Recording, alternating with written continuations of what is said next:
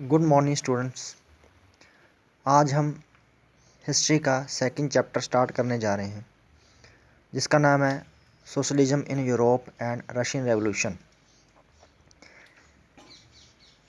इसमें हम देखेंगे जो हमारा फर्स्ट हेडिंग है the age of social change. ठीक है, इसका मतलब ये है कि जो उस टाइम की सोसाइटी थी, ठीक है, उसमें क्या क्या चेंजेस आए थे, वो चेंजेस का समय क्या था। फर्स्ट ऑफ ऑल हम देखते हैं कि जो फ्रेंच रेवोल्यूशन हुआ, ठीक है, उस रेवोल्यूशन ने क्या किया, जो समाज में इक्वालिटी और इंडिपेंडेंस, ठीक है, के बारे में लोगों को जागरूक कर दिया। ठीक है, उसने जागरूक कर दिया। तब फ्रेंच रेवोल्यूशन के बाद के समय के बाद जो उस समय की सोसाइटी थी उसमें उथल पुथल मच गई। तो उस टाइम क्या हुआ, जो वहाँ के लोग थे वो एक सोशल चेंज चाहते थे।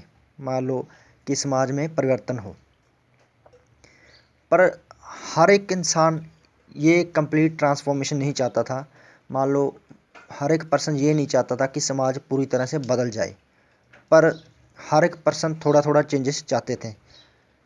इस विचारधारा के अकॉर्डिंग जो तीन तरह के पर्सन्स या तीन तरह की जो विचारधारा वो सामने आई, उसमें थे एक तो लिबरल्स थे, ठीक है, कंजर्वेटिव थे और रेडिकल्स थे। सबसे पहले हम देखते हैं कि जो लिबरल्स थे वो क्या थे, उनके जो मेन आइडियाज़ थे, उनके जो विचार थे, मेन थॉट्स थे, वो क्या थे। ठीक है, वो हर एक धर्म को आज़ादी देने वाले थे। मान लो उनके अकॉर्डिंग जो हर एक धर्म को आज़ादी होनी चाहिए, हर एक धर्म मानने वाले लोगों को धर्म मानने की इच्छा होनी चाहिए उनकी, वो मान सकते हैं। ठीक है, वो इससे पहले के टाइम में जो किंग्स होते थे, जो तानाशाही शासक होते थे, राजा होते थे, वो उनकी जो अनकंट्रोल्ड पावर थी, मान लो वो अपने हिसाब से काम करते थे, लोगों के बारे में नहीं सोचते थे, उनके वो खिलाफ थे। ठीक है, वो व्यक्तिगत जो इंडिविजुअल्स राइट्स हैं, पर्सन को इंडिविजुअल राइट्स मिलने चाहिए, उसके बारे में वो उसकी सपोर्ट करते थे। वो एक लोगों द्वारा चुनी हुई, ठीक है, रिप्रेजेंटेटिव और इलेक्टेड पार्लियामेंट चाहते थे। वो चाहते थे कि जो जुडिशरी है वो इंडिविजुअल हो और इंडिपेंडेंट हो और वेल ट्रेंड हो। ठीक है, ये जो लिबरल्स थे, ठीक है, ये इंडिविजुअल राइट्स तो चाहते थे, बट ये सपोर्ट नहीं करते थे जो यूनिवर्सल एडल्ट फ्रेंचाइजी है हमारी, जिसमें हर एक पर्सन को वोट देने का अधिकार है, ये इसको सपोर्ट नहीं करते थे। ये जो प्राइवेट प्रॉपर्टी है उसको भी सपोर्ट करते थे। ठीक है, उसके बाद हम देखेंगे जो रेडिकल्स थे, उनके जो मेन आइडियाज़ थे, उनके जो मेन विचार थे वो क्या थे। ये चाहते थे कि जो गवर्नमेंट बने वो मेजोरिटी की बेसिस पर बननी चाहिए। ठीक है, ये जो पर्सन थे, जो जो बड़ी बड़ी लैंड ओनर्स थे, मान लो जिनके पास बहुत ज़्यादा ज़मीनें थी, या जिनके पास काफ़ी सारा पैसा था, फैक्ट्री ओनर्स थे, उनको जो स्पेशल मिलने वाले जो प्रिविलेजेस थे, जो उनको राइट मिलते थे, मान लो अपनी मनमानी के राइट करते थे, उनके वो खिलाफ थे। ठीक है, इनमें से जो कुछ पर्सन थे वो जो लेडीज़ की, जो वुमेन के सफ़रागेट मूवमेंट्स है, इसमें क्या होता है कि जो महिलाएं हैं, जो वुमेन्स हैं, उनको वोट देने का अधिकार होना चाहिए, ये इसके सपोर्ट में थे। ये जो रेडिकल्स थे ये भी प्राइवेट जो प्रॉपर्टी है उसको सपोर्ट करते थे, पर ये चाहते थे कि जो सारी प्रॉपर्टी है वो कुछ पर्सन्स के हाथ में नहीं होनी चाहिए, उनका इक्वालिटी के बेसिस पे डिस्ट्रीब्यूशन होना चाहिए। इसके बाद हम देखेंगे जो कंजर्वेटिव्स हैं, जिसको रूढ़िवादी बोलते हैं, जो पुराने विचारों वाले होते थे। ठीक है, उनके विचार, जो उनके मेन आइडियाज़ क्या हैं। ठीक है, ये जो हमने दो टॉपिक पहले पढ़े हैं, लिबरल्स और रेडिकल्स, ये इनके विरोध में थे, इनके अपोज्ड थे ये कंजर्वेटिव्स।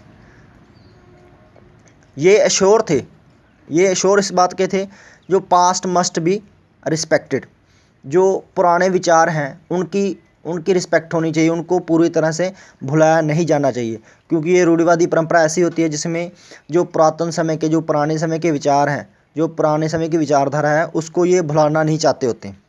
ये चेंजेस चाहते थे, सोसाइटी में चेंजेस ज़रूर चाहते थे, बट ये चाहते थे कि जो चेंजेस हो वो स्लो होना चाहिए, वो धीरे धीरे चेंज होना चाहिए। ऐसा नहीं है कि जो समाज है वो पूरी तरह बदल जाए, क्योंकि इनकी जो विचारधारा है उनके अकॉर्डिंग यही चाहते हैं कि ये पुराने समय में थोड़ा बहुत परिवर्तन चाहते थे। आगे टॉपिक है industrial society and social change. Industrial, जो मान लो कारखाने फैक्ट्रीज में उनका जो इंडस्ट्रियल जो ज़्यादा से ज़्यादा बननी शुरू हो जाती हैं, उनमें ज़्यादा से ज़्यादा काम होने लग जाते हैं। मान लो जो लोगों के द्वारा अपने अपने छोटे छोटे काम धंधे किए जाते हैं उनको छोड़कर ये फैक्ट्रियों में काम करना लग जाते हैं। ठीक है, इससे सोशल चेंज क्या हुआ वो देखो। फर्स्ट है this was the time of economic and social change. ये समय था मतलब आर्थिक, इकोनॉमिक और सामाजिक चेंजेस का। मान लो उस समय के टाइम में क्या क्या उस चेंजेस आए, क्योंकि जो लोग थे वो फैक्ट्रीज में काम करते थे। ठीक है, अपना काम धंधा छोड़कर वो फैक्ट्रीज में काम करने के लिए मजबूर हो गए। उनको क्या किया गया, जो मजदूर आदमी थे उनमें जो वुमेन्स थी, जो बच्चे थे या जो आदमी थे, उनको ज़ोर ज़बरदस्ती से फैक्ट्रीज में डाला गया। क्योंकि जो पूंजीपति थे, जो कैपिटलिज्म थे, जो पूंजीवादी लोग थे, वो अपने फ़ायदे के लिए मज़दूरों को यूज़ करते थे। ठीक है, उनको लो वेजेस दी जाती थी और उनसे काम ज़्यादा लिया जाता था, उनको पे कम किया जाता था। ठीक है, उनकी इच्छा चाहे ना हो काम करने की, पर फिर भी उनको ज़बरदस्ती फैक्ट्रीज में काम करने के लिए मजबूर किया जाता था। आगे देखो, most of the factory owners were often rebellers and radicals. पर क्या था, जो उसमें से ज़्यादातर जो फैक्ट्री ओनर्स थे, ठीक है, वो लिबरल्स थे और रेडिकल्स थे। और वो ये समझते थे कि जो वर्कर्स के एफर्ट हैं, ठीक है, वर्कर्स के जो एफर्ट हैं वो ज़्यादा ज़रूरी हैं। क्योंकि अगर जो वर्कर्स काम नहीं करेंगे, ठीक है, वो अपनी मैन पावर का यूज़ नहीं करेंगे, मान लो वो मशीन्स नहीं चलाएंगे, तो जो उत्पादन है वो प्रोडक्शन कैसे हो सकती है। ठीक है, जो लिबरल्स थे और रेडिकल्स थे वो उनके मतलब उनके फ़ायदे का भी सोचते थे। अगर मज़दूर ठीक होएंगे, मज़दूर की हेल्थ अच्छी होएगी, तो ही वो काम सही ढंग से करेंगे और प्रोडक्शन ज़्यादा होएगी और उनको बेनिफिट ज़्यादा होएंगे।